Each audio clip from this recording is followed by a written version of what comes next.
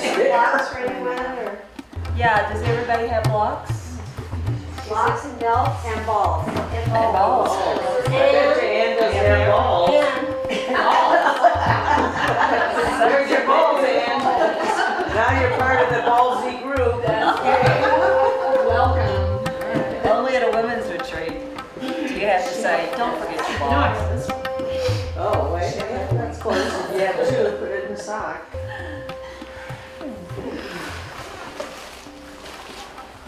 All right. So, I'd like to hear from you this morning before I launch forward into the million things I'd like to share. It gets to this point of the retreat and I think, oh no, I'm going to have about another week. But we have today, and so what's arising for you? What's fresh? SI, big time. SI, yes. Anything more to say about that? Just on the left side, it's always been my faithful side. Mm-hmm. My right side behaving fine. Mm-hmm. The left side just, And you know, I think for most of us, you remember that day that we spent most of the morning class working with our side shifting and all the patterns that that sets up in the body.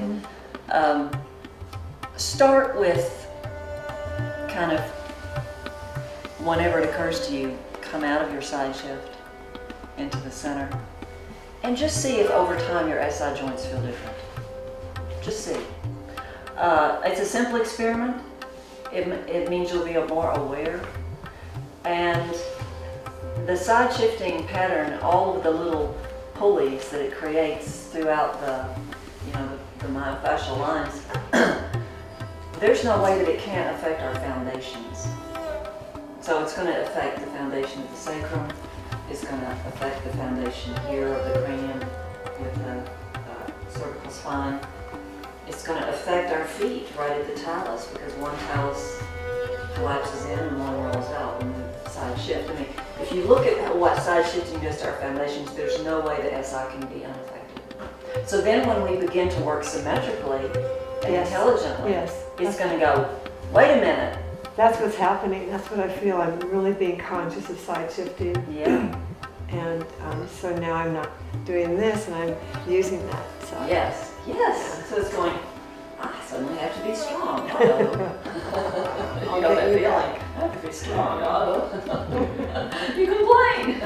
I love the work with the, because so much of my life is spent like this, Yeah. so that I didn't even know I had like parts of my body that, I mean, just reshifting and the sequencing that you taught us. I mean, maybe you can do a little bit more of that. Yeah. So it's imprinted. We'll put those sequences Together. into poses. Okay. What I think people discover, it sounds like this is what you're discovering, is that bringing my shoulders into a more stabilized alignment comes from down here. Down here. How interesting. Yeah.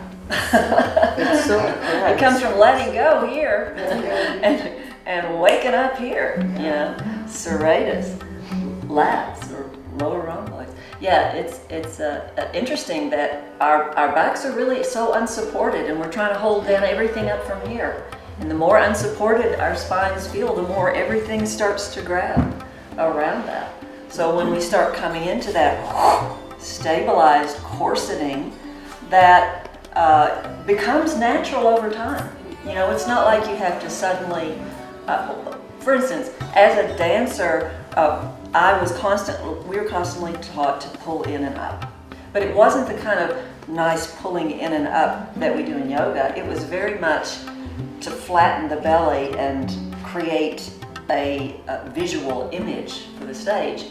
So for me, that became a nervous habit, is clenching in the belly. Can anybody resonate to that? Yeah. It's like society tells us to.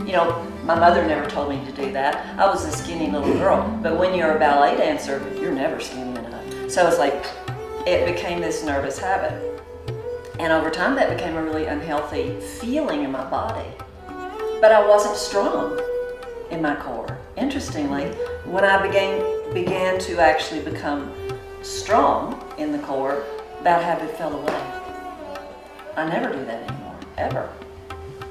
I think when I first came, and we were standing in Tadasana, standing straight up, and from my dancing training, it was like flat in the back and straight up, and you're like, tilt your hips, and I felt like my stomach was hanging out to here from so many years of standing up so straight.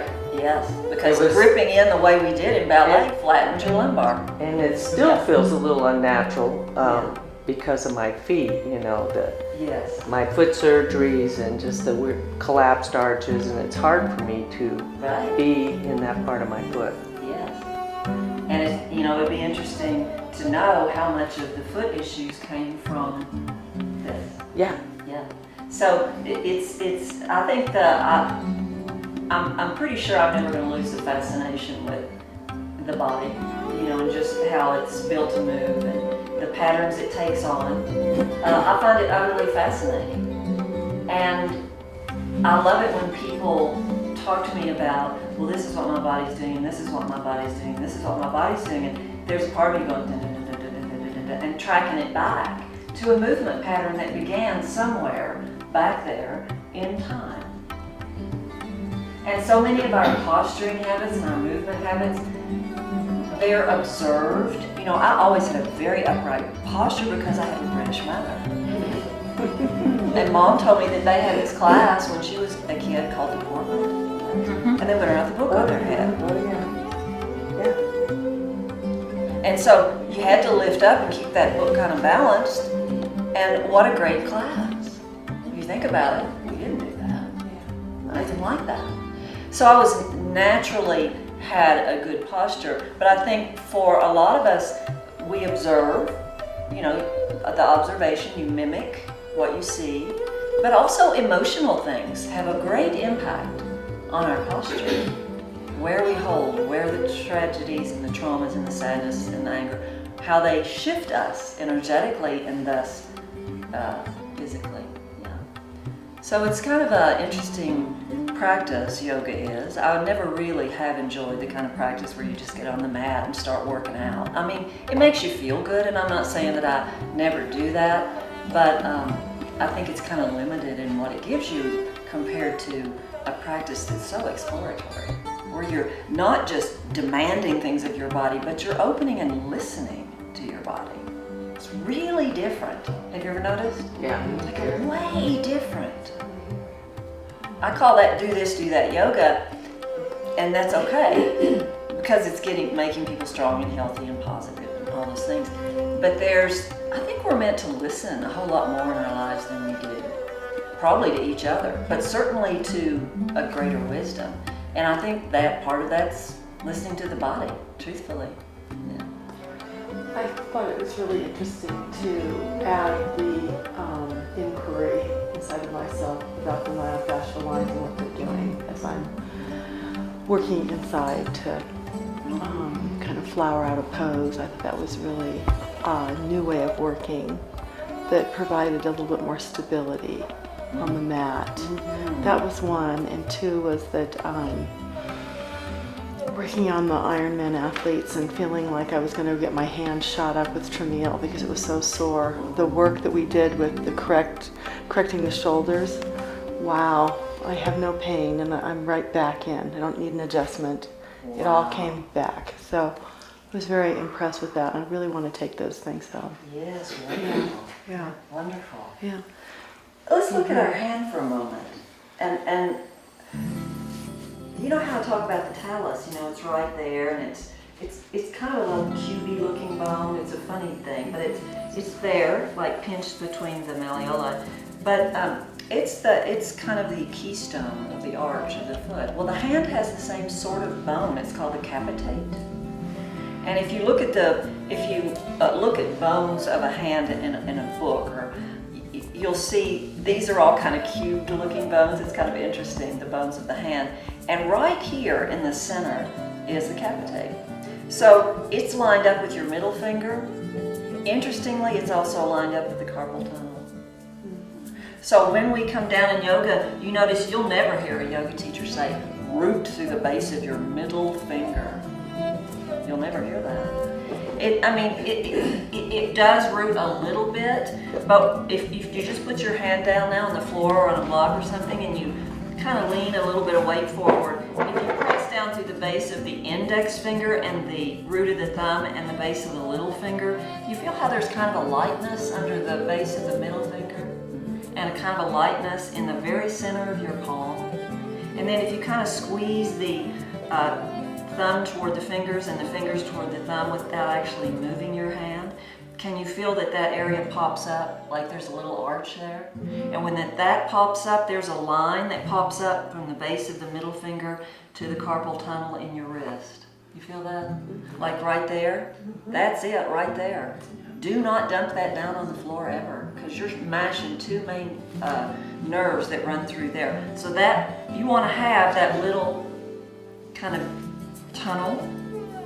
When you put the hand down and do a little squeeze, you want to feel that little tunnel lifting up away from the floor. So, working with the hands, I mean, there's so much to be aware of, just like in the feet. And we've been working the hands and the feet a lot. When Naomi got to my hands and feet yesterday, I went, just do hands and feet. That's all I need. Yeah, just a little short love story.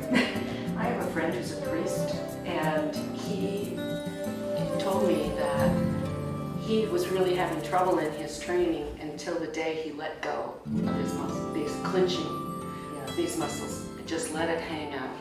And he said after that, he really felt freer in his spiritual training. You know? But he said as long as he was worried about how he looked, because he was a very handsome person, he was so concerned about how he looked that it stopped him. Yeah. It stopped him. Because what is it that can't move when we clench our gut? The diaphragm. The diaphragm is just like stop. But when we create a corset and we open the back body, the breath is free. So he was doing a gripping that was stopping that movement of the diaphragm and the movement of the breath.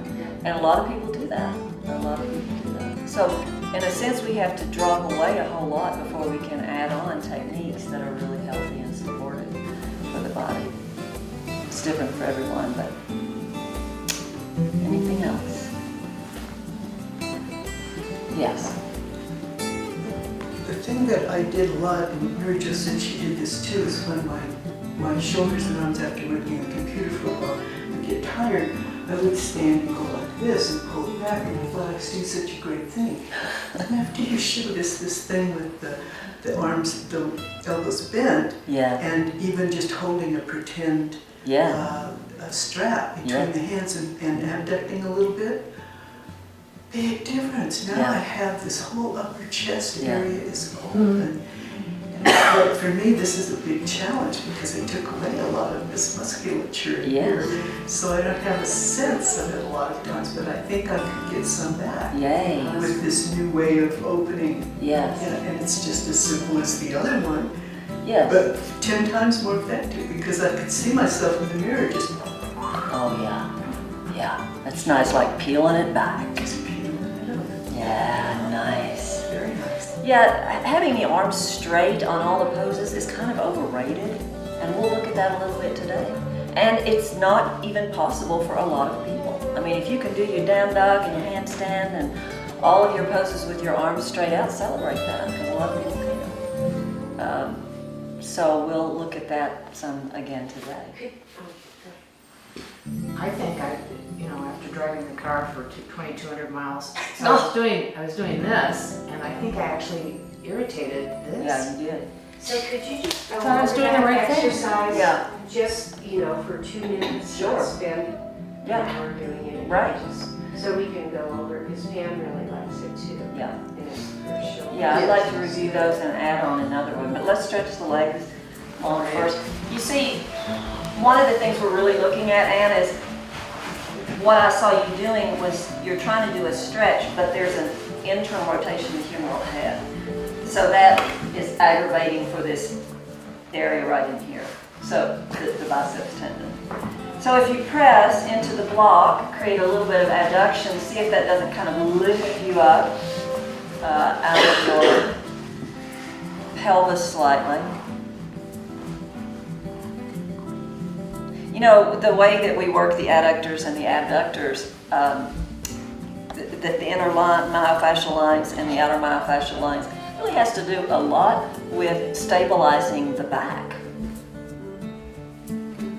I have the good fortune of working once a month with a fellow who has Huntington's disease.